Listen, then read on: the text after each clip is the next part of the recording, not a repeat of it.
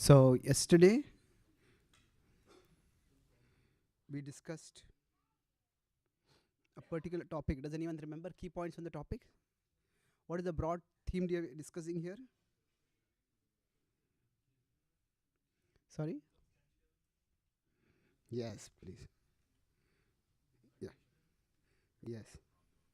Yes. So wrongdoings can be of three distinct types: circumstantial, conditional, and yeah, calculational or intentional.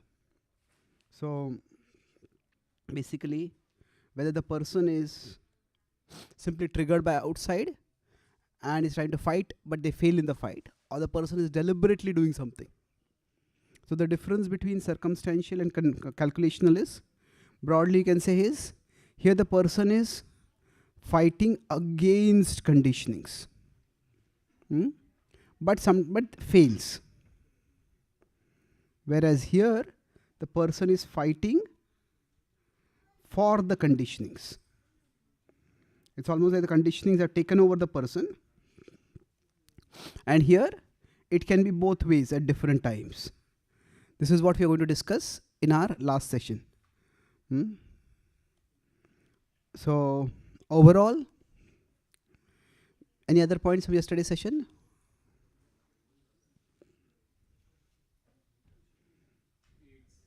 AIDS, yeah. That was basically how a person may degenerate from a circumstantial to a calculational, that intention. So how might that happen? Now the rough trajectory, it is said any analytical frame is like a map. It's a conceptual tool. But broadly, what are the four stages? A was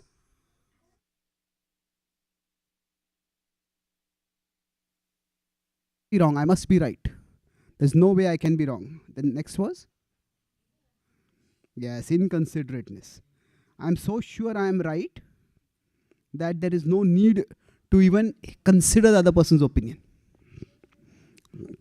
Then after that, and if other people try to intervene, then I don't care. Anybody who's trying to support the other person, that person must be either naive or that person in cahoots with that person, is evil. And lastly, self-righteousness, that I'm so right that I can do anything, that whatever I do for fulfilling my purpose is right. So that's basically circumstance. That's how a person goes down from circumstantial wrongdoing to calculational wrongdoing. Thank you. So the overall trajectory which we are trying to trace over here is, we have these 4 sessions. First session was about when to forgive and when to seek justice. So broadly we discussed that both are required. It's not that forgiving can be done at all times. So then in that process, then how to analyze wrongdoing. That was the second session. Then today's session will be how to reconcile. And lastly, last session we'll be discussing how to reform. So here basically, reconcile means we are talking from the perspective of when two people have a difference, how do we try to patch up, if it is possible to patch up.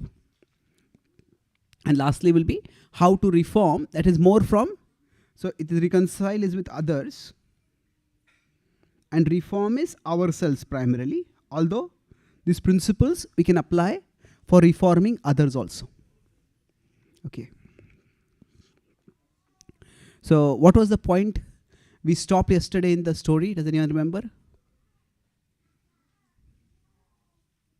Okay. Does anyone remember which story you were discussing? Wali's story. Okay. So where did we stop? It was, if you consider this self-righteousness. So Wali decided I have to, anyone remember? Yeah, I have to kill, and if I can't kill, then I'll hurt him terribly. So he decided to take it out on Sugriv's wife. He took him for herself took her for himself rather. So afterwards I was asked a question that, is it that Ruma just became a puppet in the power play between these two people? Well, isn't it misfortune? Well, yes, but it needn't be seen only in, say, gender or feminist terms. In one sense, you can say Ram became a victim of the power play between Kaikeyi and it was Jayadratha, more specifically Kaikeyi and Kaushalya. So Kaikeyi thought that Kaushalya is taking away my position if her son becomes. So, in the power play, anybody can be victimized. We don't have to see this necessarily from gender lens. That it's just true that sometimes two people, like even in wars it happens that sometimes there's a crossfire and somebody gets caught in the crossfire. Now that person can be from this side, a civilian from this side, a civilian from that side. That's just unfortunate how life is. However, let's move forward. Now, Sugriv is living in the forest, in the vicinity of the ashram of Matanga Rishi, and he is living in fear. Why in fear? We will look at about Sugriv's journey a little bit later when we come back to it in tomorrow. But today we'll focus on moving forward towards the story. But Sugriv is living in fear, and that's why when he sees Ram and Lakshman coming, the first thought that he has is, who are these people? Are these people assassins sent by Wali? Now he is moving around, he runs back and he calls his associates. And Hanuman and Jamban are with him and they look. They are on top of a mountain and they're looking down and they look at it and they say that actually there's nothing to be afraid of over here. He said that if they are, Jambavan tells him that if they are assassins, they are making no attempt to make their presence hidden. He says, but don't you see something suspicious? They are dressed like sages, but they are carrying weapons. So then Jamban still tries to assure him. Jamban is a little elder person. And he says, yes, if they were doing something suspicious, then they would not be wearing such an odd having such an odd appearance. Generally, somebody wants to do something wrong, they first slip into the woods. That's as they say, slip into the woods means become as inconspicuous as possible. So, it's like if police come with weapons, then that's a little suspicious.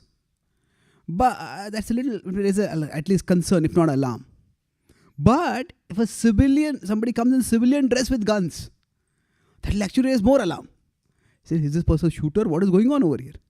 So somebody is somebody wants to be discreet, they won't come like this. So still Sugriv says we have to find out who they are and sends Hanuman. And then Hanuman talks with both of them. So, and there's a whole beautiful story which I will just focus on key points. We won't go into the entire story. But Ram and Lakshman are in anxiety, anguish, agony because Sita has been abducted and Ram is searching for Sita, and at that time Hanuman takes on the garb of a Brahmin and he speaks words, and it's striking that at that time when Lord Ram turns towards Lakshman, he says, this person's words are so soothing, the voice is so sweet. And this person must be a very cultured and educated person. So it's that. The gopis also say the same thing about Krishna. Madhuraya gira valgu vakyaya. That when these two, the voice that we have, that is just something which we all have. We can't change that. But the words that we speak with the voice, that is up to us. So, although Lord Ram is in anxiety, in agony, just those words calm him down. And then he says, he asks, what are you doing over here? Hanuman, the guys ask. And then Lakshman introduces Ram, and then he tells their mission. We are looking for Sugriv and we are searching for Sita. Hanuman is delighted that they are actually looking for his master for an alliance. So it's interesting. Normally, if you want to seek an alliance, you seek an alliance with the king, not the person in exile. So it's like if somebody is seeking an alliance with a former head of state, former president, former king, who is now running. So why seek an alliance with someone like that? So he's very surprised, but he sees that these people are earnest. And of course, there's a devotional view of this. This is the first meeting of Hanuman and Ram for the devotee and the Lord. It's very sweet. And then they come forward. Now, Sugriv hears from Hanuman. So it's interesting how Hanuman introduces Sugriv and Ram to each other. So after that, so in many ways, Hanuman is actually playing the role of the link. First he plays the role of the link between Ram and Sugriv. Then he will play the link between Ram and Sita when he takes the message. At all this point, when Hanuman tells Ram's story, and then Sugriv tells his story about what has happened. Now, generally speaking, on the spiritual path, there are two distinct virtues. There is equanimity. Equanimity means don't be affected by anything. Sukhe dukhe samay krutva labha labhau jaya jayo. Stay equipoised. And say in the 6th chapter, 6.9, Krishna talks about how a person who is on the spiritual path, surun mitrarya udasina madhyastha dvesha bandhushu, that whether a person is your well-wisher, your friend, your neutral, enemy, just be equal to everyone. But this is the start of yoga. This is where Krishna says the person now is ready to go to the forest. Why is it? Because when can we be alone? See, most people seek to be alone when they are heard by people. And yes, that as a temporary measure, it is fine. But if we are heard by others and that's why we are seeking to be alone, all that is going to happen is that those memories are going to replay within us. The temporary measure, it's okay, but it cannot be a permanent solution. So here Krishna says, when you actually want to practice yoga, and if you want to be alone, you should be freed from all emotions associated with others. Neither attachment nor aversion. But from there, later on, there is another virtue which is actually higher than equanimity. That is empathy. Empathy is, Krishna describes this as the perfection of yoga. That when a person has come to Yomam Pashyati Sarvatra, Sarvam Chamai Pashyati, when a person has come to see the Lord everywhere and everything in the Lord, at that time it is said, Atma Upam Yena Sarvatra, Samam Pashyati Arjuna, Sukham Va Yadi Va Dukkham, Sayogi Paramo Mataha. That one sees the true equality of all living beings. Sees that actually everybody has desires and fears like me. Everybody longs for love and happiness. And everybody, see, we are all ultimately souls who are similar. We are on a human journey. There may be many differences, but there are similarities. So empathy, the capacity for empathy is a very important spiritual virtue. And why are we talking about empathy over here? Because Ram and Sugriv, their bond is based on empathy. At one level, of course, Ram is the Lord, but in the Leela, Lord Ram is not always playing the role of God. So how is their situation similar? Empathy means we understand the other person's emotions. So how are their situations similar? Are their situations similar first of all? Both of them are? Yes, okay. So Vayus have been taken away. Anything apart from that? Yes, both of them are exiled. Now, these are remarkably painful situations for somebody in the royal family to be. Now, in some ways, Ram's plight is worse. And in some ways, Sugriva's plight is worse.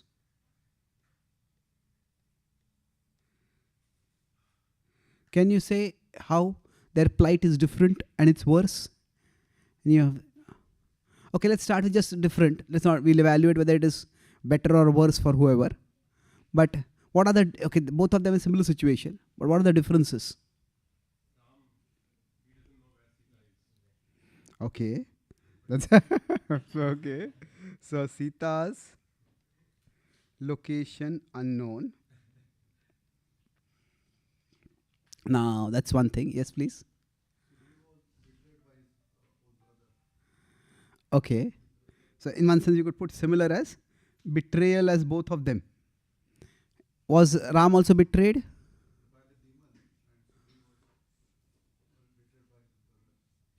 Oh, okay. You're using betrayal in that sense. Okay, that's interesting. All of you are thinking quite a bit about this. Okay, good. So I was thinking more in terms of the exile. So both of them were betrayed. So good. So he was betrayed by both. You could say similarity was at the first level, there was betrayal by family. So for him it was, for Vali it was his brother. For Ram it was, well, we may not want to use the word betrayal, but still it is something like a betrayal only, isn't it? You know, she's a family member and she's stabbed him in the back, or stabbed him from the front, you can say, not even in the back. She's not hiding that he is behind it all. So basically, their exile was caused by their family. But then what you said is true over here, that the difference is that now Sita abduction, if you consider abduction, was by a demon, and here it was by a brother. So now which would be worse? Well, it depends. Now, of course, in terms of there's a brother could do like this, it's far more painful. But then in another sense, that Ram did not know whether Sita is alive or not also. See, now there was some understanding that Sita must be alive, because if the demon had wanted to, they are cannibals, they eat humans. If he had wanted to eat Sita, he would have done it before only. There's some understanding that she might be alive, but there was uncertainty. For him, there's some certainty that her fate is, okay, she's in the kingdom. That now there is no report that Vali ever abused Ruma. And we'll talk about the reconciliation that happened between them. And of course, there's at a fundamental level, there's abuse, of course. But it was, there was a difference in that. But one major difference, which is where Ram's role comes in. Yes, please. Yes, exactly. He was further persecuted. Now, persecuted in the forest. Lord Ram, it was not, his brother had come very fervently and begged him to come back to the kingdom. So there was a constant threat. Now we can say there is a threat to life in the forest for everyone. But there's a routine threat and there's a targeted threat. Say, it's like when we go on the road, when we are driving a car, there is always some level of danger. That the car may meet with an accident and there might be some casualty. But if there is somebody in a truck deliberately chasing our car to knock us off the road and to destroy our car and to kill us, that's a much more greater state of fear. So he was persecuted in the forest. And that was one major difference. Now, in one sense, there's one more last point. Okay, one significant difference.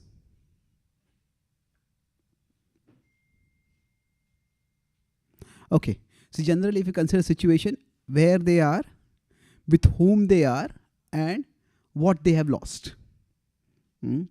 So where they are, both of them are in the forest. And we discussed with whom they are. Was there any difference?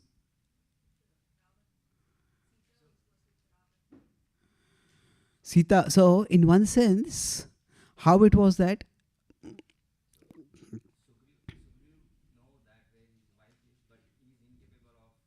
getting her back.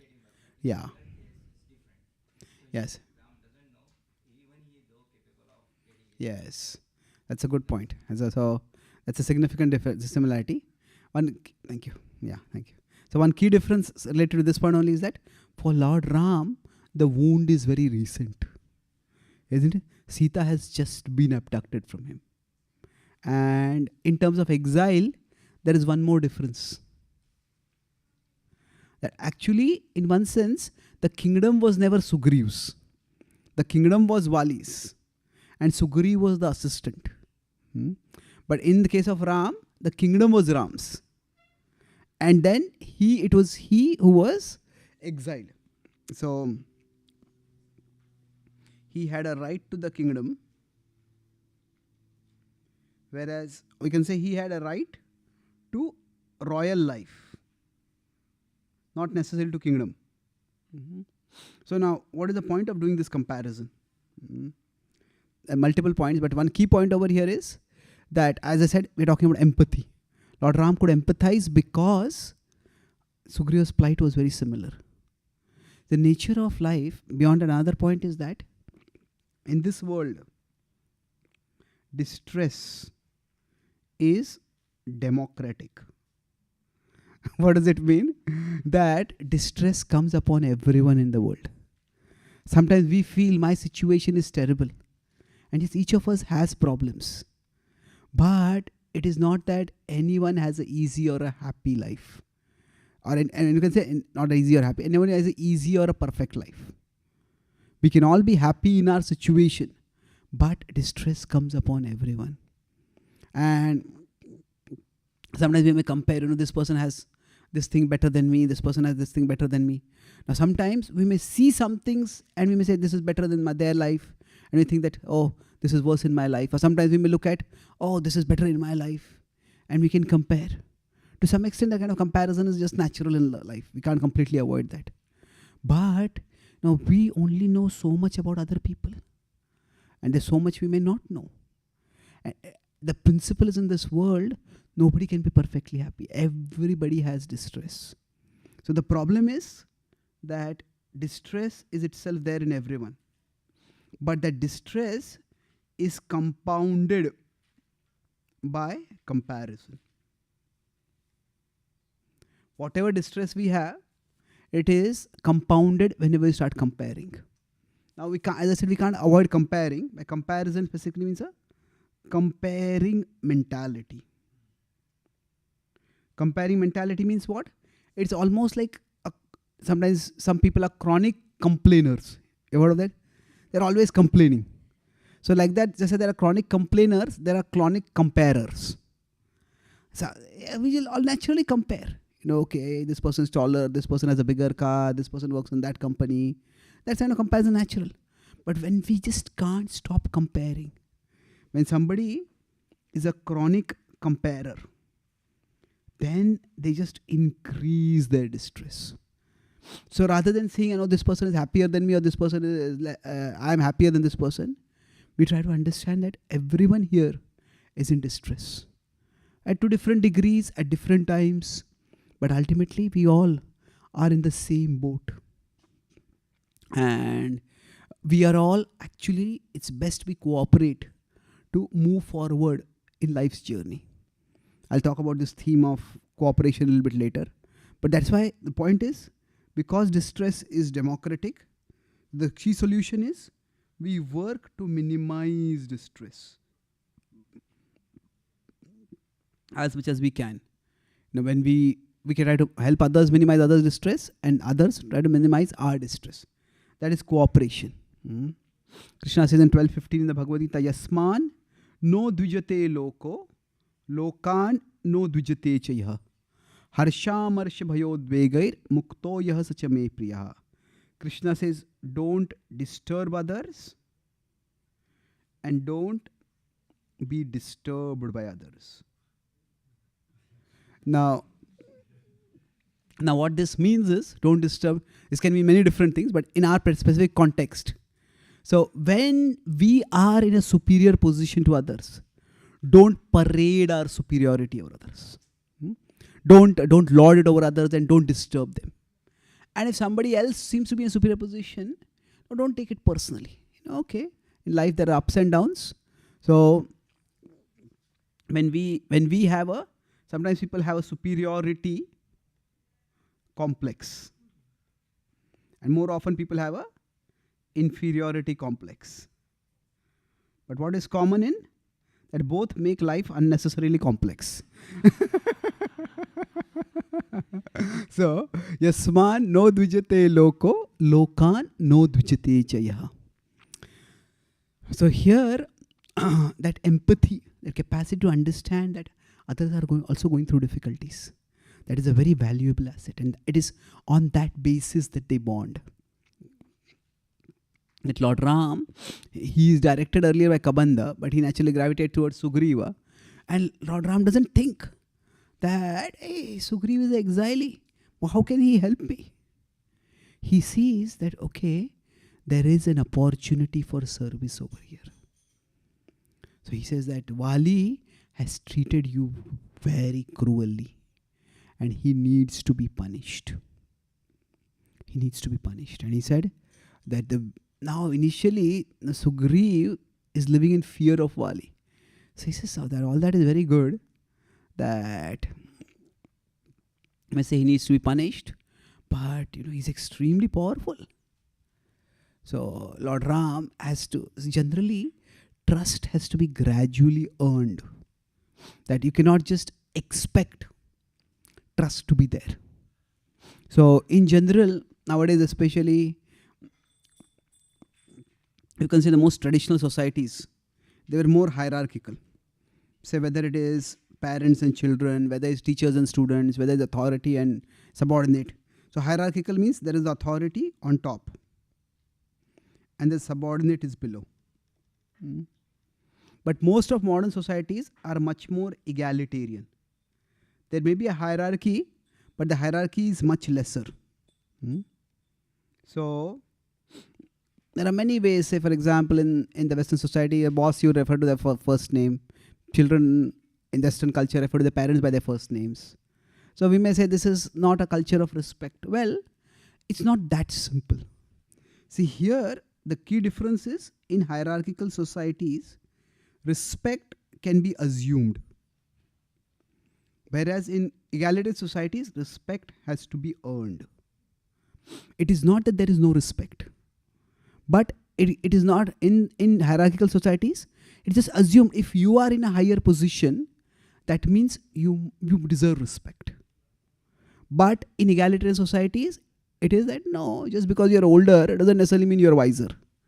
Just because you are my boss doesn't necessarily mean you're expert. There may be some grudging respect offered, but that doesn't mean respect is not there. Respect cannot be presumed. Respect has to be earned.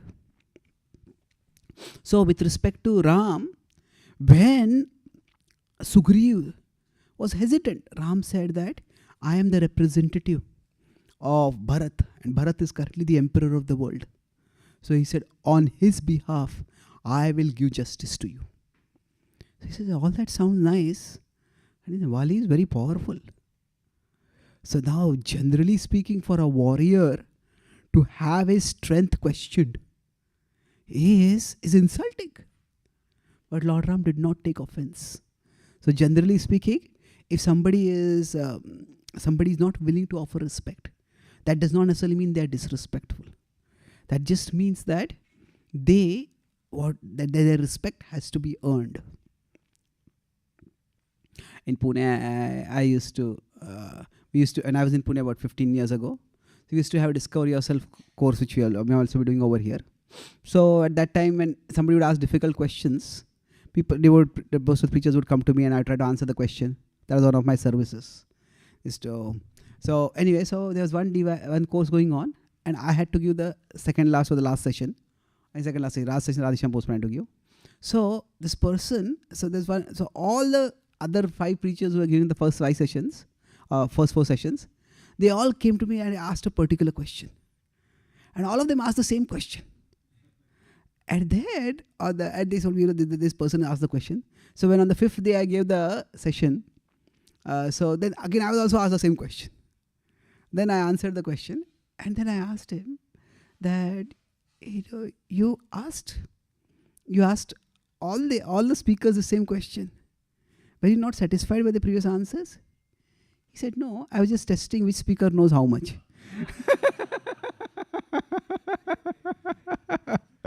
Now, that's not the healthiest attitude, but we have to be ready for that. Especially in an egalitarian society, we cannot assume respect. So how did Lord Ram show that, earn that respect? There was, so Sugriv said, here there is the skeleton of the demon Dundubi lying over here. And that had been hurled away long ago, and that skeleton was still lying there. So Lord Ram, he says, Wali hurled this skeleton over large distance. So now Lord Ram just flipped it with his toe and went flying into the air. And when Wali saw this, yeah, that's impressive. But he said, Sugriv saw this, it's impressive, he said. But he says, when Wali hurled it, it was a body, it was not just a skeleton. It had flesh in it. It was much heavier at that time. So then Lord Ram took a bow and he shot an arrow. And he shot an arrow and saptatala bhetacha. So it's one arrow went through the first, there were 7 trees over there in a line. One after another, it went all through the trees. And then as Sugriv was watching, his eyes started becoming bigger and bigger and bigger. Just to see that prowess. By the end of it, his eyebrows merged with his hair. His mouth fell open. And then the arrow not only went out there, it went into the earth. And it came out from the earth and returned back to Lord Ram's quiver. And then first his eyes became wide, then his body became flat. He said that you are extremely powerful. Your progress is not to be matched. So now here, after this, Ram told Sugriv that you go and challenge Wali for a fight. He said that there is no need to no need to cause any damage to the kingdom. There's no need to attack the kingdom. Call Wali out and I will deal with him. So then he called Wali out and Sugriv and Wali fought. And Sugriv was waiting. He said, Ram will do something, but Ram didn't do anything. And finally, Sugriv had to run away. And then Sugriv said, what happened? He said, Wali would have killed me. So he said that, actually, both of you monkeys look very alike to me. So I couldn't recognize you. Now, it might seem very funny, but, I was reading a book on atheism versus theism. This is written by a Christian preacher. And one devotee sent me that excerpt, which is very interesting. He said that, in God's creation, everything is individual and different. And he said, every sand particle, if seen under a microscope, is different. Every cloud in the sky is different. And every Hare Krishna monk is different. So the idea is that for somebody who doesn't know, all Hare Krishna monks, they are shaved, they are wearing similar dress, similar color, they all seem similar. But for somebody who is not very familiar, people can look very similar. Now before this, there's no interaction, at least with the manifest Leela, that Lord Ram had closely interacted with the Vanaras. So from a distance, Ram said that, I just wanted to be careful. So he said that, okay, you wear a garland. And Lakshman gave that garland. Now, of course, Acharyas give a further explanation that Lakshman was like a guru and is blessed by the guru. But anyway, the key point over here is that when Wali came again, now when Sugriv challenged again, at that time Tara once again said, hey, stop. Just now he had come and you had defeated him. Why is he coming? Maybe there's something more going on over here.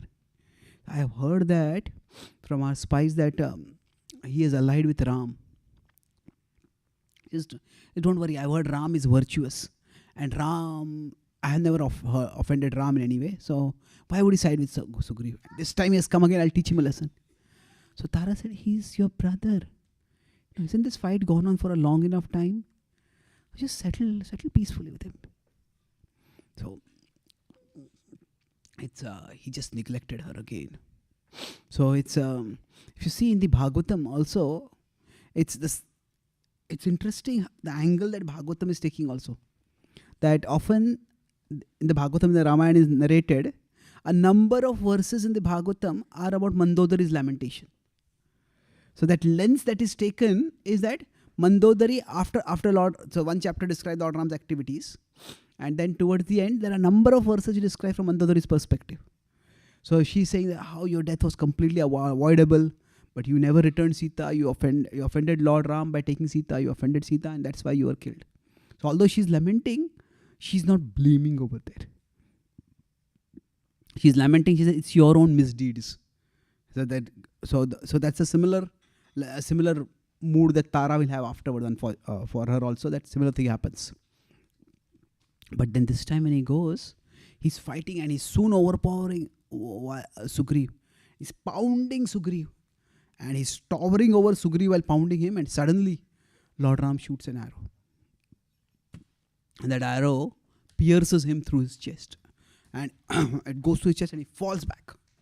And he's aghast. He says, who so flagrantly violated the codes of war? Who shot him like this? And looks around and he sees Ram. Now some people say Lord Ram shot him from behind. Not from behind. It was from front only. But he was not fighting with him. So then the first assumption, he says, oh Ram, I had heard you are virtuous. How could you have done such a heinous activity? He's gasping for breath, he's in pain. But more than the pain is the anger for him. How could you have done like this? Then he says, it must be because of your association with the evil Sugriv. That even a good person like you became contaminated by Sugriv. That's how evil Sugriv is. He says, nonetheless, you will be covered by shame for all time to come. Because of what you did. So now here, this action, and there are a few actions of Lord Ram which are considered to be quite controversial. And this is one of them. So now in the Valmiki Ramayana, a certain explanation is given. In subsequent retellings of the Ramayana, certain explanations are given. Now what happens is those explanations are given in that cultural context. And we will talk about two broad principles over here that I will try to make sense, but we won't go into the specific reasons given over there. Because if to our mind, which is coming from a different cultural context, those reasons may not always be the most persuasive reasons. So for example, he says that actually, you're an animal. And a warrior can hunt an animal from behind, hiding also. And then he says that you have committed a heinous crime.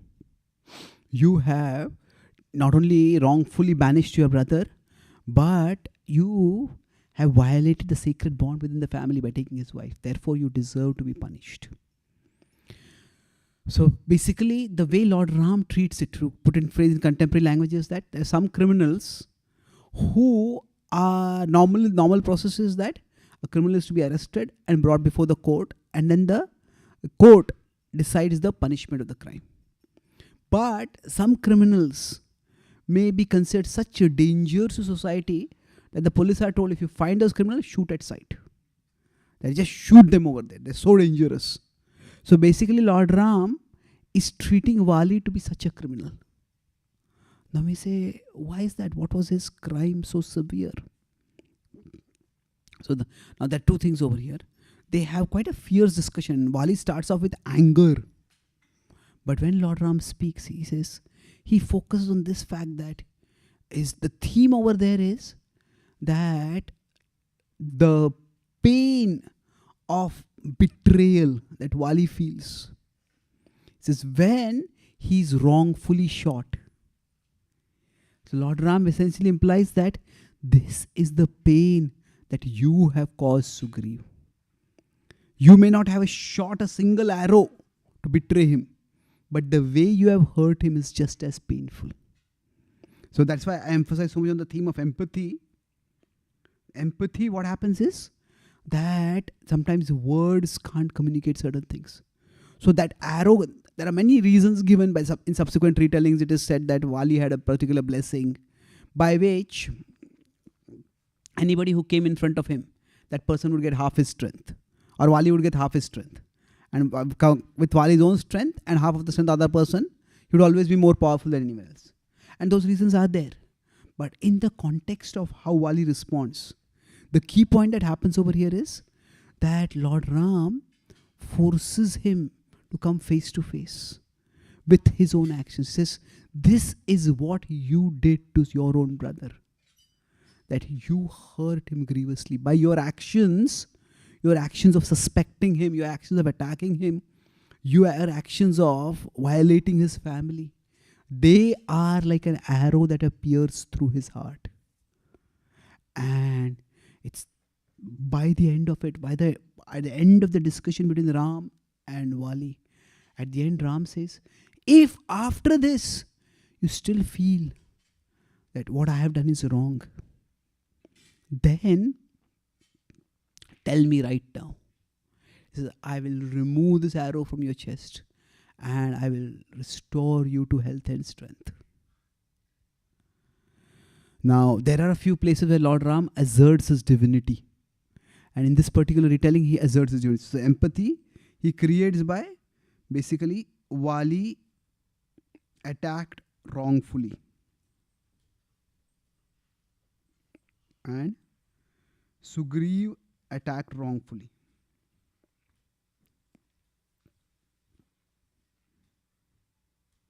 So it is, what happens is Wali at that time starts speaking, and that conversation with Wali and Sugriv, or Wali, Ram and Sugriv, that conversation is very, very significant over there. What happens is that Wali admits for the first time. He said, there were times when I felt that maybe I have treated you too harshly, but my pride would not let me admit it. Tara also told me that I should patch things up with you. But how foolish was I that I didn't listen. He says, now as this arrow is piercing my heart, at that time, my pride has been humbled. My pride, and I understand what I have done.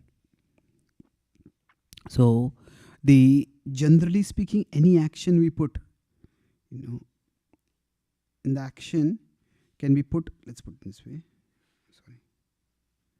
If some action can be done, it can be put in the immediate context, or it can be put in a bigger context, or it can be put in an even bigger context. So what happens is, from the immediate context, that Wali and Sugriv were fighting with each other, and Ram shot Wali. That's outrageous. That's wrong. No doubt about it. But do actions need to always be placed in the immediate context only? There are multiple contexts. So, which context are we placing the action in? And normally if somebody takes a knife and starts cutting somebody's stomach, hey, you're killing. But if that same thing is happening in a hospital, in the surgery room, that becomes a completely different context. So, when we are looking at a particular actions, intelligence means that we place the action in the most constructive context. So Wali starts by saying, your action is adharmic, it's outrageous. And it's interesting, I was recently asked this question that, this is a common Christian accusation of the Indian epics in general, that they say that, Ram and Krishna might have been good kings, but these epics, they are written by the devotees. So Valmiki is a devotee, Vyasadeva is a devotee. So naturally, they will exaggerate. So these are not faithful accounts of what happened. These are exaggerated and romanticized accounts. So these were ordinary people, because in their tradition, they can't accept that their God can be anywhere else. They say, okay, Ram and Krishna were maybe having good people, great people even, but they're not God. Only Jesus is God. Jesus is the manifestation of Christ, and both of them are Father and Son, and the Spirit. All three are God. But anyway, so the point is that if that were the argument, And these are written by followers, these are written by devotees, and that's why they are all going to glorify. So, and it's a common thing. There are biographies. What does the word biography mean? Anyone knows? Yes, please.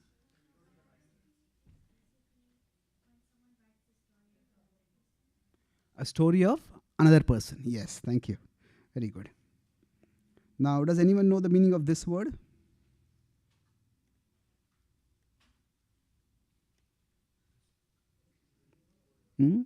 Hagiography is a subset of a biography. You know?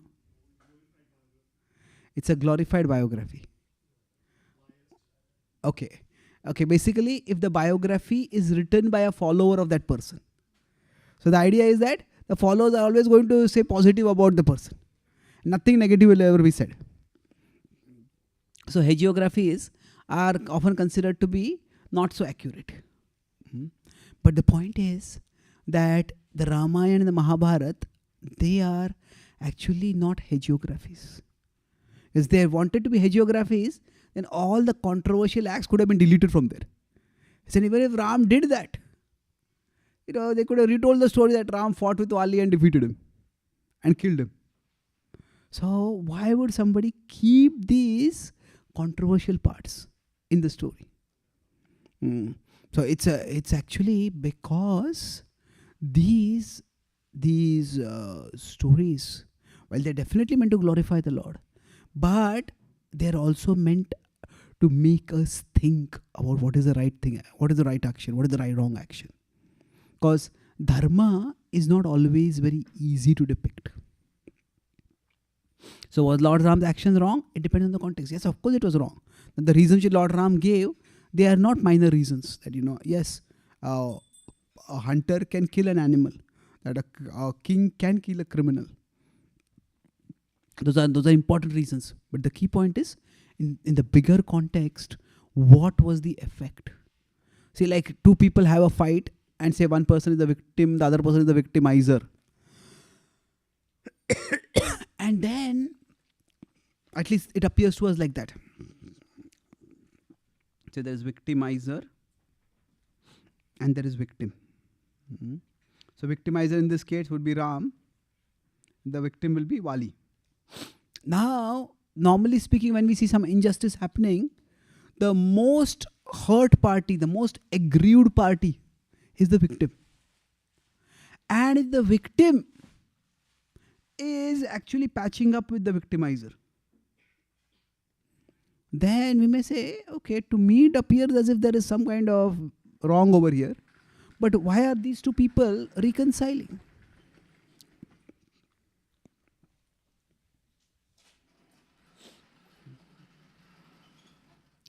So why are these two people reconciling? That is something which is very significant to understand. So Vali, by the time Lord Ram finishes speaking, Vali gives up his anger. So what has happened is, he realizes that Ram has actually blessed him by putting him in the same situation which he had put Sugriv. And he understood, he felt the pain that he had put Sugriv to. And then at the end of it, what he did was, there is a very beautiful deathbed reconciliation that happens. That although there's not a happy ending at a material level. Happy ending at a material level would mean that two people who had a bitter fight, both of them just straight reconcile with each other. And they live happily ever after. That doesn't exactly happen over here. But still there is a very significant reconciliation that happens. And generally, when, say, one person has wronged another person, so if there is to be reconciliation, that is the theme of our discussion today. If somebody has done something wrong, then if they want to fix it, what are the steps for fixing it? And those are demonstrated in this part, in what Vali did in the end. So these, you can talk in terms of 3 A's.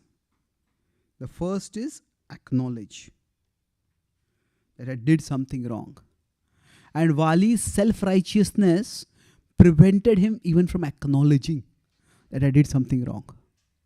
And without that acknowledgement, there's no way things can move forward. And this is a theme, I don't know how much it has come up, especially in the when I was on the East Coast, and I was giving any talks to Western audiences. This was a common question that would come up, like, is India becoming a right-wing Hindu right-wing country now that a temple was built at the place where a mosque was demolished? So, isn't India becoming more and more intolerant? So now I answered at different levels, but the first point is that why are we going back to history at a particular point only? Isn't it? It's not that the mosque was demolished. The mosque was built at a place where there was a temple, and this is not decided by any biased historians. It's determined by the Supreme Court based on a long history, and the Supreme Court judges also included a Muslim. So we have to go back to the history adequately, not just look from a limited time frame. And is it in the sign of intolerance? No, I had gone to the Ramlala temple, and actually within a 1 kilometer periphery of that temple, there are 8 mosques. And none of those mosques were ever threatened. And even those there are interviews on the internet of the mullahs of those mosques. They said even at the height of the Ram temple agitation, when that particular Babri Masjid was demolished, none of the other mosques were touched. So the point is, not for one religion, that particular place has a huge significance. And for the other religion, there's no significance except the fact that we succeeded in stamping you under the ground and put our foot on your neck. Now, is that meant to be the pride of a religion? If that is the pride of a religion, then it is that religion's place in a multicultural society that has to be questioned. And it is not that that mosque has been permanently demolished. It is that the Supreme Court has given another land, and what the Muslims plan is that they will be building what will be the biggest mosque in all of India over there. And nobody is stopping them. The state government, the national government, they're all providing facility for that. So it is just one incident. And that's the broad point. But the important point, I turn this around. In America, now there is a discussion about how, because there was so much discrimination against the blacks, so there should be some reparation. There should be some that now whether reparation can be done now, how it can be done, that's a whole big question. But in India, hundreds and thousands of temples were destroyed. And leave alone any kind of reparation, there is hardly even any acknowledgement. So that something so terribly wrong was done. So reconciliation cannot happen only from one side. So it's by no means is it an indication that the country is becoming intolerant. It is just a historical wrong is being corrected. So the point is that if historical wrongs are to be healed, at the very least, there has to be acknowledgement that there was a wrong that was done. Without that, things can never be reconciled. So first is acknowledge. Then after that is apologize. So Vali, because of his self-righteousness, he never acknowledged that he had done something wrong. But he acknowledged that I treated you badly. He says, I am sorry about it. And then he said that he told Sugriv, that my son Angad and my wife Tara are innocent of all this. He said that the way I did to you, don't take your anger out on them. As Tara, in fact, advised me that I should reconcile with you.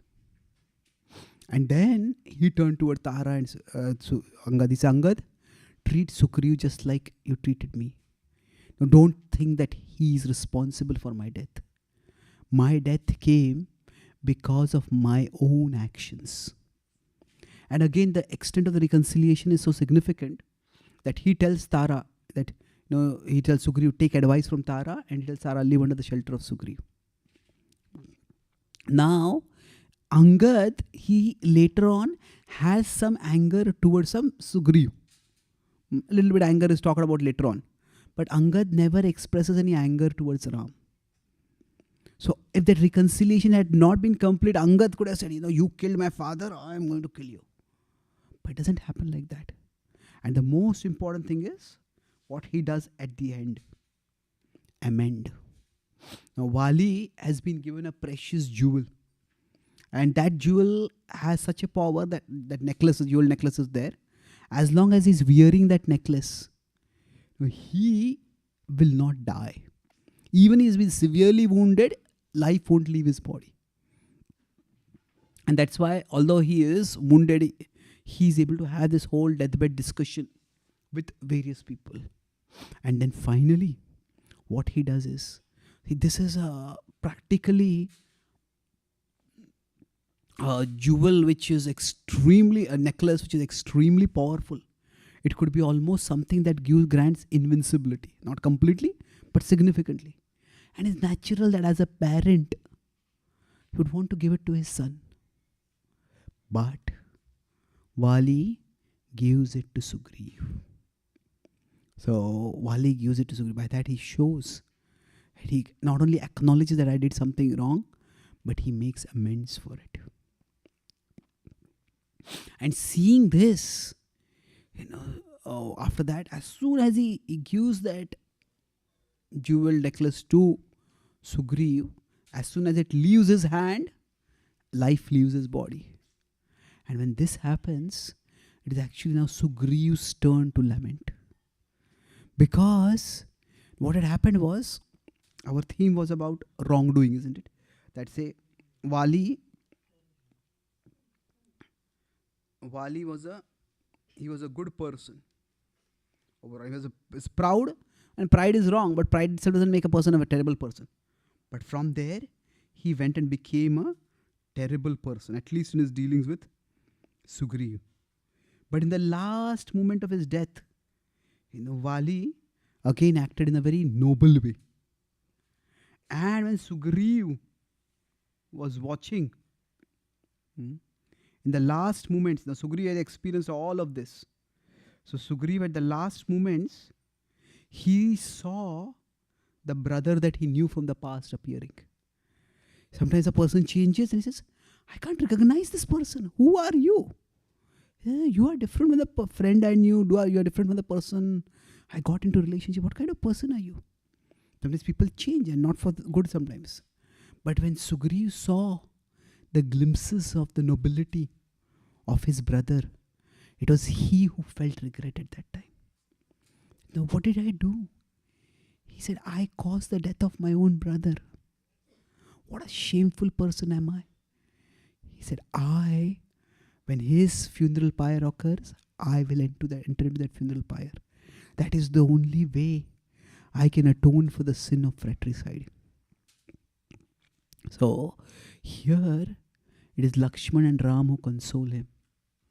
They say that, yes, whatever he got was a result of his karma. He was your brother, and the best way you can now act as a worthy brother to your brother is by doing what he wanted you to do, by taking up the responsibility of the kingdom. So battles and wars and confrontations are generally bitter business. They're quite painful. So sometimes in movies and other places, action movies, wars and fighting is glamorized. But you see, many times in the scriptures, it's a very realistic depiction that is given. So Sugriv laments the war. That laments, it was not exactly war, but the fight between the two of them. He laments what happened. We have Yudhishthir Maharaj at the end of the Kurukshetra war also lamenting about the war. Now, of course, he's pacified by Bhishma eventually, but the theme is that confrontation, it is never a pleasant business. It is a painful business. And although Sugriv wins, it's not that he's crowing with joy, I won now. It's a painful end for him. Also when his brother dies. So that indicates that now what is his pain indicating? That actually the reconciliation was complete.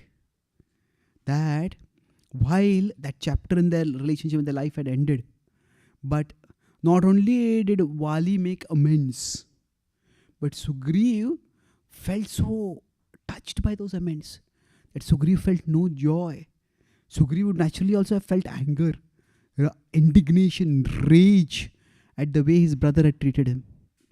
But by his actions, that reconciliation happened both ways. And while this happened at deathbed, the principle is universal.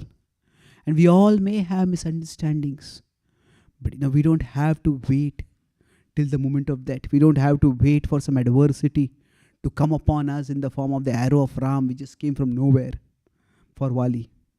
We all can take stock. Have I treated anyone badly? And if we have, then those 3 steps, acknowledge, apologize, and amend, they are available for each one of us so that we can also reconcile. So I'll summarize what I discussed today. I discussed broadly 3 main points. We did a quick recap of the previous discussion, and then when we discussed about the meeting of Lord Ram and first Hanuman, and then discuss Ram and Sugriv. So there we discussed about how trust, it has to be, Lord Ram had to earn it. It couldn't be assumed. Although he is God and he's a famous king, he could have said, I have killed this demon and I killed that demon. You are just a monkey. But Lord Ram earned that trust. So rather than like in today's world, we cannot assume that because we have position of authority, we'll have trust or we'll have respect. It will have to be earned. So this is what Ram did with Sugriv. And then we discussed about how this was Vali's killing unfair. Yes, we can say it depends on context. So in the immediate context, it can be said to be unfair. And there is a particular explanation given for it in the epic also. But in the bigger context, what it did was that it created empathy. It reminded Vali of the plight that he had subjected Sugriv to. We discussed earlier the theme of empathy, even in the Ram-Sugriv relationship also. How, while there is equanimity is a good thing, but in spiritual life, we don't just want equanimity. A more advanced stage is the stage of empathy. So, I remember we discussed that with respect to the victimizer, the ultimate purpose is restriction or retribution. It is ultimately rectification. So, through this empathy, the third point was that there was a Vali-Sugriv reconciliation that happened. And that reconciliation primarily indicated that Vali, there was a rectification of his heart. He came on the right track, and that was through 3 things. He acknowledged his wrong, then he apologized for what he did, and then he made amends. So by this trajectory, although this happened at the deathbed over there, but this can happen for all of us much earlier if we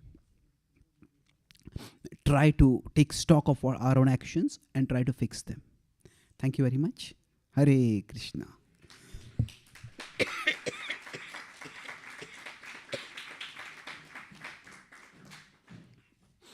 Are there any questions or comments?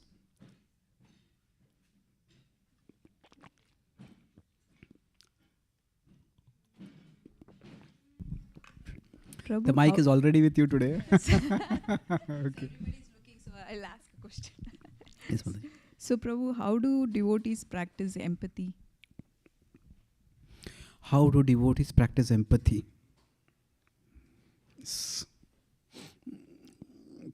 Sometimes we don't practice empathy. That's unfortunate. See, because in one sense, bhakti has, devotion often requires us to have 2 different values. One is judgment. Judgment means discernment, or discrimination. The word discrimination has a negative connotation nowadays. But as devotees, we have to make judgments. Isn't it okay? This person, this food contains meat, or this person is eating meat. So we have to make judgments.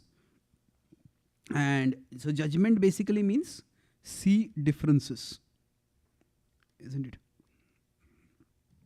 So for example, we say associate with people who are devotees. Stay away from people who are not devotees. That is making judgment. So now, sometimes if judgment is an important value, but if one value is emphasized inordinately, it can lead to problems. So the other value is empathy, where we need to see similarities.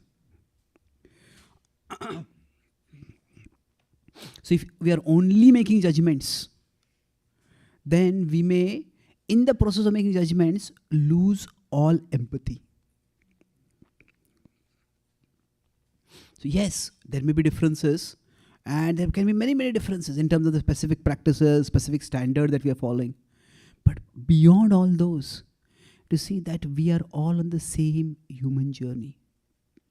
We are all, so there is, Krishna talks in 18th chapter, 20, 21, 22. He talks about jnana. Now jnana literally means knowledge. In this particular context, the word perception might be more appropriate. In the sense that how do we perceive the world? So Krishna talks about perception in sattva, perception in rajas, and perception in tamas.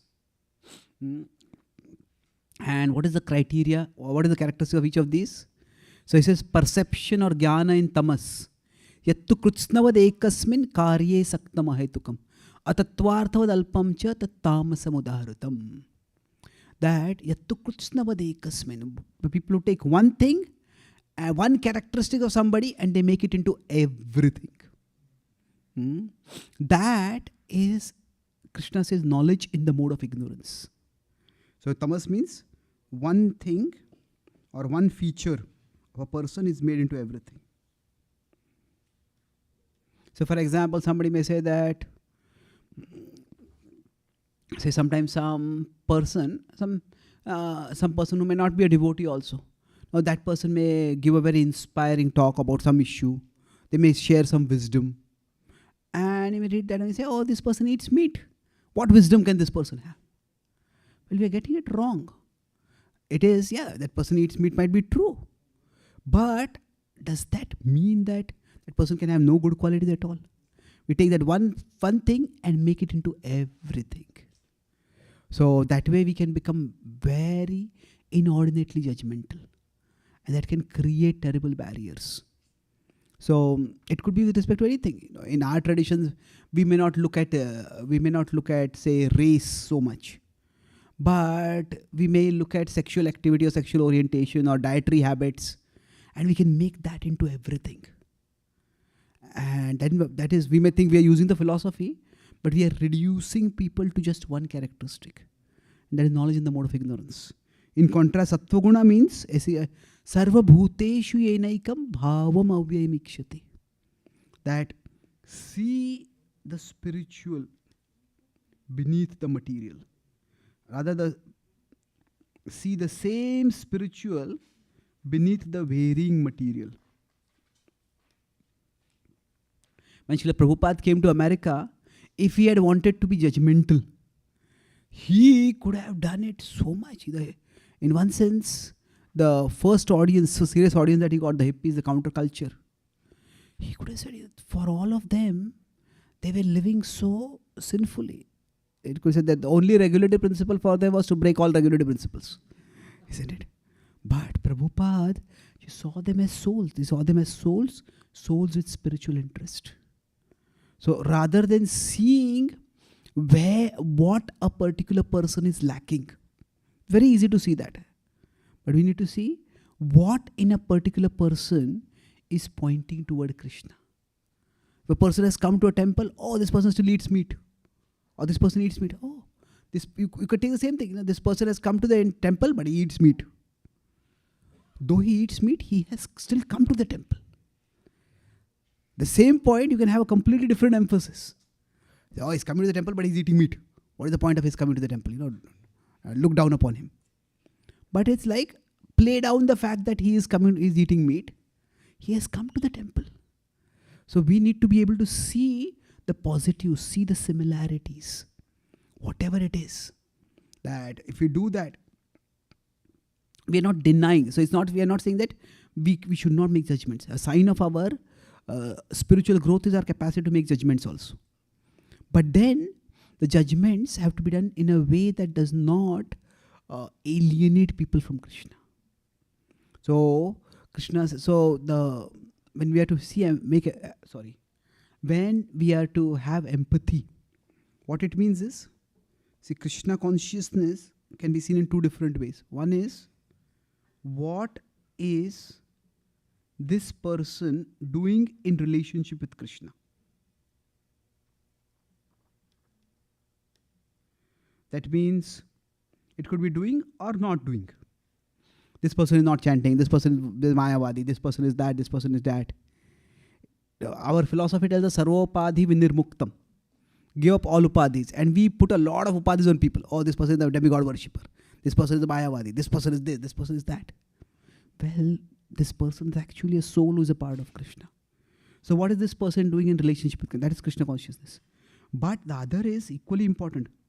What is Krishna doing in relationship with this person? That how is Krishna acting in this person's life? It is not that if that person is coming for the first time to a temple or first time meeting with us, that does not mean that Krishna has not been acting in their lives. Krishna, the Paramatma, is always acting in everyone's lives. Ishvara sarva bhutanam riddesha jyotishtati. And we need to see, okay, how is Krishna acting in this person's life? To what wisdom has Krishna made this person receptive? Maybe they're not receptive at this point to hearing about the problems with eating meat or say excessive sexual activity or whatever. But maybe they're receptive to hear about the power of sound, about mantra chanting, about musical meditation. Maybe they are receptive to just knowing about India and Indian spirituality. So we need to have empathy basically. The key to empathy is, as I said, see on one side similarities and see positives. So when we do this, then the vision of empathy will develop. Okay. Thank you. Any other questions? Hare Krishna. I was wondering, how do you reconcile with someone when there is no acknowledgement or apology?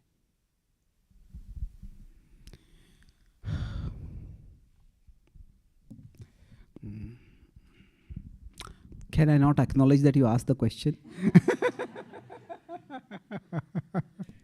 Okay. Yeah. See, okay, I was planning to discuss this tomorrow, but I don't want to give that as the answer to all questions. But basically, there are some places where reconciliation may just not be possible. In the sense that if the other person doesn't want to reconcile, and what can we do? I did one place a seminar on forgiveness, and one devotee came after. The next couple of days after that he came. I was there for 3-4 days. He said, Prabhu, you got me into so much trouble. I am having great difficulty forgiving you for the advice you gave me. I said, really? I said, what happened? I said, he was a little laughing. He was having a little fun, but he was very upset. I said, what happened? He said, you told me you should forgive others. And he says, there's one devotee, there's a devotee only, community only, one devotee had hurt me terribly. There's a senior devotee. And I told that devotee that, Prabhu, I forgive you. And that devotee says, and I forgive you for the audacity to think that I need your forgiveness. So, basically, what happened over here? See, what is this? Okay, stop annotation. Okay, sorry. So, forgiveness, we'll discuss it more in tomorrow's session, but at 3 levels. There is intention, there is emotion, and there is action. Now, now these 3, they all act in different ways. And we will elaborate on this more tomorrow. But the point is that the action has to be appropriate according to situation. So, forgiveness as an intention means that I won't hold this against you.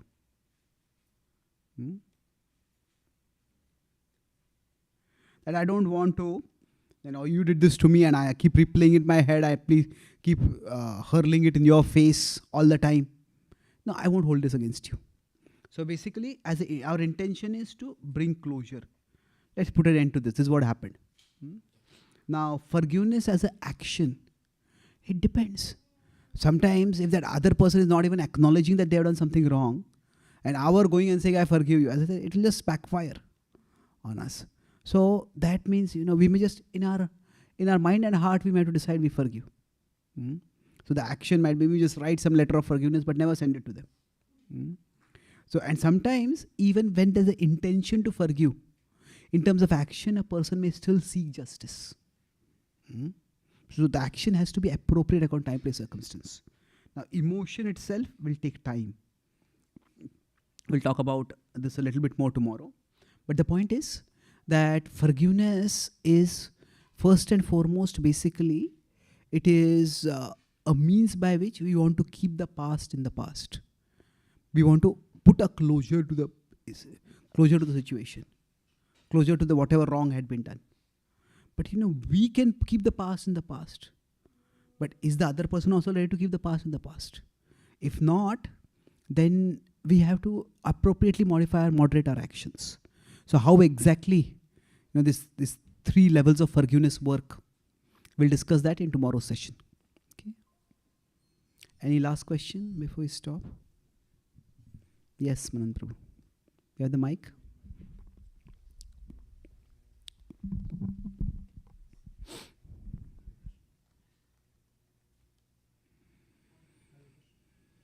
Okay, you can just speak, I'll repeat it.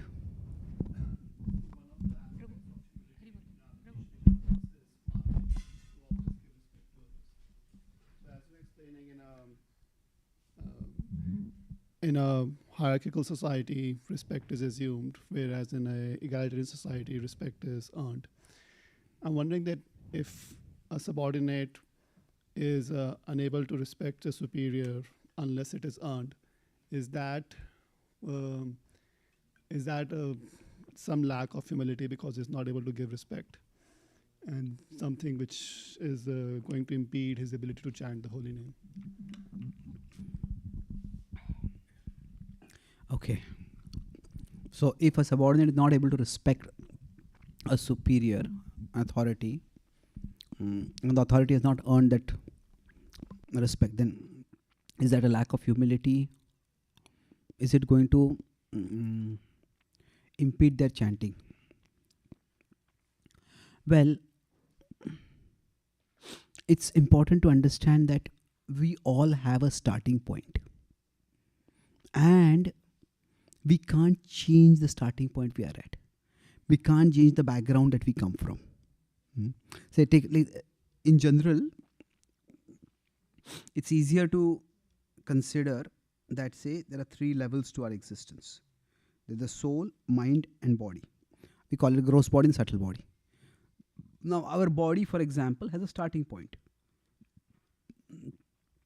So some bodies may just be too sensitive to cold. If some people just bathe in cold water, immediately they get cough or cold and they fall sick and they just can't function. Now, one of the austerities is wake up in the morning and take a cold water bath. But if somebody tries to do that, and in trying to do that, they just fall so sick and they wake up throughout the morning, they're just coughing and they're not able to function at all. Then it's far better that, okay, take a warm water bath and then focus on waking up, being healthy and chanting. Isn't it? So there are purposes behind specific principles or specific practices. we cannot wish away the kind of body that a person has. Some people may be able to adjust to cold water baths. Some people may never be able to. So what applies to the body also physical body, gross body, also applies to the mind. What does that mean? That there are different people who grow up with different value systems. It could be from previous lives. It could even be from this life's upbringing. So broadly, in Los Angeles, I just gave a whole Bhagavatam class on this topic about 3 value systems. There's conservative value system, the left value system, and the liberal value system. So in the conservative value system, hierarchy is considered most important. In the left value system, equality is considered most important. In the liberal value system, autonomy is considered most important. That means hierarchy means this is your place, live according to your place. Equality means everybody should have equal rights, So autonomy is, you give me my space to do my thing and you can do your own thing. So this is how we could say our minds are wired in particular ways. Our minds have particular impressions. And as neuroscience is also studying the brain, basically it seems that the people's brain wiring is in a particular way. Some people, whenever they come to a particular place, they'll just look for, okay, what is the pecking order over here? What is the system? How do I fit into the system? Others will, first thing they look for is, okay, what all can I do over here? Where is my space over here? So that's just the way the brain is wired. So it's not that bhakti is intrinsically unavailable for people from a particular value system. If we consider Dhruva Maharaj pastime, that is actually, it's more of Narad Muni is the guru, but still, what does Narad Muni do to Dhruva? When he says, go back home, don't take this insult so seriously. What does Dhruva say? The words may be true, but they just can't apply to me. He says, my heart has been hurt. Please give me something that works for me. So he is acknowledging his reality. And Narad Muni does not take offense. He says, do you know who I am? I am the Guru of Brahma. I have seen Krishna. And you think that you know better than me? No, he doesn't do that. He acknowledges him and he gives him a space. So basically, we can ultimately, all of these are included in the path of bhakti. So we can head toward Krishna from whatever value system we may have. So we can move towards Krishna. If you see, HEAD, it's head. Hierarchy, equality, autonomy, and ultimately devotion. So a person may have a particular value system. Now, if they expect that everybody in a spiritual organization should follow their value system, that's not going to work. But if somebody tells them that your value system has no place in the spiritual organization, that is also unfair. So we will see, like when I travel across the world, I see each temple has its own different mood. And that's because, in one sense, Prabhupada almost brought autonomy into the very into the DNA of ISKCON by saying that each temple, let the leader of the temple set the mood of the temple. And so the idea is that if somebody cannot get along, they can always go somewhere else, or they can start their own place. Nobody's stopping them from that. Nowadays, with the technology and the internet, geographical boundaries are not so limiting also. So my understanding is that Prabhupada dealt with different people differently. Prabhupada gave instructions to his disciples, very direct instructions. But for the life members who were in India, they're very well established. And Prabhupada didn't give much instructions. Prabhupada actually engaged them. In fact, in one of our Brahmachari classes, Radhanath Maharaj was telling that when he was sent to India, he said, I had no idea about how to build a community, especially how to build a community in India. So he said, at that time when I came to India, I tried to get my hand on every single thing, every single letter of Prabhupada that he had written to Indian life members, every single conversation that Prabhupada had with the life members, whatever I could, how Prabhupada interacted with them. And he said that whereas Prabhupada's interaction, so Srila Prabhupada with his disciples was much more hierarchical, with the life members was much more, you could say, it was more horizontal than vertical. He engaged them. They certainly accepted his authority. But Prabhupada didn't instruct them the way they did. Now you can say they were not so surrendered, that is true. But still they also did extraordinary service. So the point is, within bhakti there is space for everyone. If they have a desire for Krishna, then there is space for them. Some people may just need more autonomy. So the key thing is, mana dena, we should give respect. But there are different ways of giving respect. You cannot mandate that the same way of respect has to be there for everyone. There are some people for whom natural respect will come within our heart. Maybe based on the way they conduct themselves, the way they explain philosophy. Some people, we may respect them because they are senior devotees, they are preachers, they are position of authority. But the same level of respect will not be there. So mana dena means that we should not become rebellious and disruptive and basically create friction. Respect itself cannot be, the same degree of respect cannot be mandated.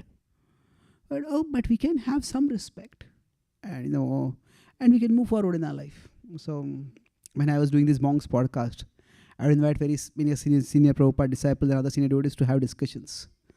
So there are 2-3 times when I have done 3-way discussions. The multiple devotees coming together. So I was given a suggestion, can you have this devotee and this devotee together? So I asked the first devotee that, can we have that devotee? He said, he's a very good friend of mine. I said, Chaitanya Charan, you know why he's a good friend? Because I meet him once a year in Mayapur. He said that if we meet more, we won't be good friends. So sometimes two people just may not be able to get along with each other. That doesn't mean they can't respect each other. It's just that the two of them are different and they may need their particular space. So Krishna is bhavagrahi. Krishna sees if we have a desire to serve Krishna, the desire to come towards him, then he will appreciate that. Now if somebody says, my need for autonomy means I cannot respect anyone, well, that is not going to work. You can respect everyone differently. Somebody who is very hierarchical, we may not be able to become very close or respectful to them. But there are spiritual guides, spiritual teachers also who acknowledge the need for autonomy. And we need to be able to respect them. That's why there's the principle of like-minded association. So like-minded association means that it also means we need like-minded guides. Not just our peers, we also need like-minded guides. And that means broadly there are 3 things in this. First is that we understand their mind. That means when they give an answer, it makes sense. When they speak in a class, oh, okay, this is how it means. Sometimes we hear a class and sometimes that answer, somebody may quote a lot of scriptural verses, but how does this connect with my life? We don't really understand their reasoning. We understand their mind, then they understand our mind. That means when we ask some questions, it's not that immediately they label us, you are being over analytical, you are being sentimental, you are like this, you are like that. They understand where we are coming from. And then thirdly is, they help us understand our mind. It's okay, you are thinking like this, till this point your thinking is right, but maybe you are missing this thing over here. So they help us understand our mind. So if we get even one guide like that, we are very blessed.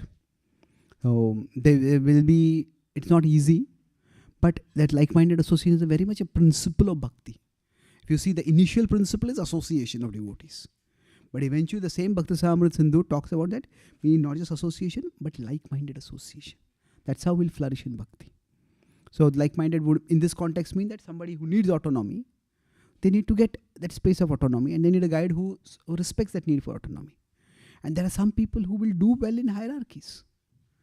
Okay, this is my place and I know what I'm supposed to do.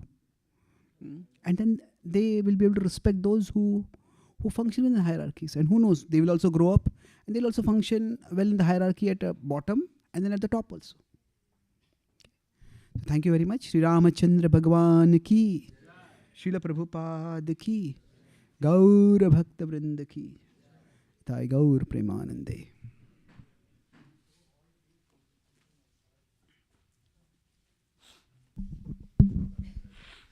Hare Krishna, dear devotees.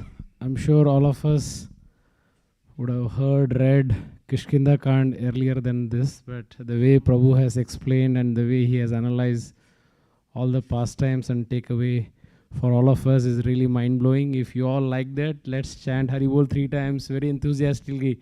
Hari Bol! Hari Bol! Hari Bol! Also, as you all know, Prabhu has been an author for over 25 plus books. So this time he has one new book and a calendar with all the Gita wisdom quotes. So the Living the Ramayana is $5 and then Gita wisdom, $7, and the Gita wisdom is $15, but combined is just $20. And I was just paying more attention to this calendar. It is even meant for leap year also. So it has got 366 quotes. I have been, in the last 2 sessions I was saying 365 quotes. So please, if you are interested, Madhavi Kishori Mataji is there to assist. Also, Prabhu had a very, very long day. He was in all-day meetings, and he's not doing well, but I was amazed by Prabhu, your enthusiasm and the way the continuity you had in over the class, Prabhu. It was really, really, I'm spellbound. I have no words to express how you have.